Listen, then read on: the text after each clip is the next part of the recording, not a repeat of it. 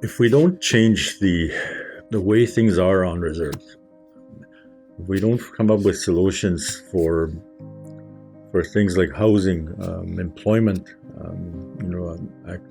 activities, our First Nation communities are at risk of disappearing. More and more people, I fear, are going to pack it in and start moving into the cities. The harder it is to get a home, to get a job, to find something for your children, and people will leave our First Nation communities, and that, to me, is going to devastate many of our future children. And so I really do think that we need to work hard, believe in ourselves, and work to try to get more things for First Nation people in First Nation communities. Nancy, my name is Chief Larson Anderson from the Norway House Cree Nation. Norway House Cree Nation has been around for quite a few years. We'll be celebrating our 150th anniversary of a signing of our first treaty in 2025. Norway House has a population of roughly 8,000 people, and that population is primarily made out of younger, between under 50. And so we have been trying to help our community become more prosperous, and creating employment, creating opportunities, economic opportunities. But with all that activity, we are finding that housing is quite the challenge. We have a large housing request application list, from about 500 new houses to about 300 to 400 repairs requests. We do have limited amount of funding. The federal government has obviously not provided enough for our housing needs. So Norway House had tried different ways. We looked into different ideas of how we can meet our housing demand. So it came a couple of ways. One was the discussion on how do we build multi-dwellings to save costs. So CMHC at the first year of my term provided us with enough houses to build 4 houses. As you obviously can tell, that wasn't anywhere near what we needed. So what we started doing was building duplexes. By building duplexes, we were able to build eight homes out of the 4. So we did that for first year, and then the second year we qualified again for 4 houses. So we did the same thing. We built 4 and then turned it into 8.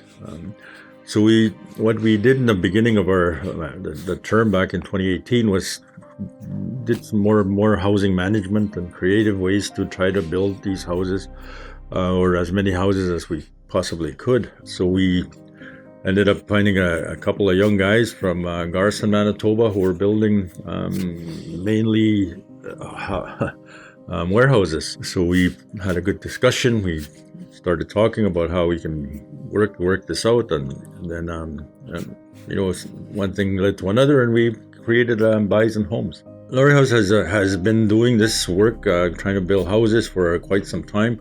It's never easy to build, and especially the amount of houses that we require that our members need. We're also doing creative ways of trying to come up with a plan that to build a home that is affordable. Traditionally, we've had lumber companies and suppliers design and build houses for us. And typically those are using CMHC codes. But as the years go on, it's getting more and more difficult for First Nations, and Norway House included, to build those up to code. One such change that we've noticed is the with our Bison homes is that we don't utilize crawl spaces. So I know traditionally CMHC has used crawl spaces, and to a large extent they are in my view anyway, that they're useless space that we need to heat, and that's expensive for us Northerners to heat space that's not useful. So we've through the Bison Homes, we eliminated crawl spaces and have built and have insulated flooring and added heating on the floor in some cases, so that we can actually save money in the long run for hydro, as well as for the less need to build foundation walls and what have you. So this is an area that's been really difficult to address. Housing in our community is in high demand. It's much needed, but we know that housing is a costly way of getting a proper home, and it's not easy when you don't have enough funding. So what Norway House is also doing is we're building our own store on reserve, and that we will manage and run ourselves. And the idea is to generate more revenues. So if we generate more revenues, then we can build more houses. So ultimately, that's the goal. And so we're pursuing that avenue, and we will expect to start building the store sometime in the spring of 2023.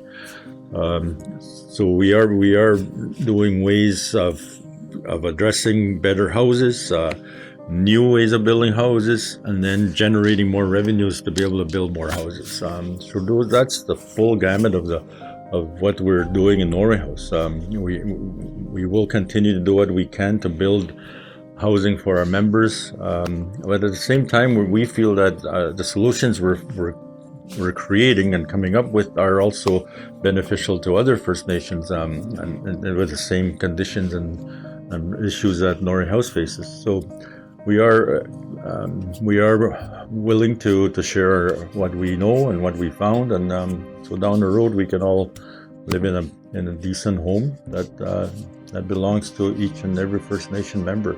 So I am looking forward to a very exciting next 4 years, with more and more to do with solutions for housing.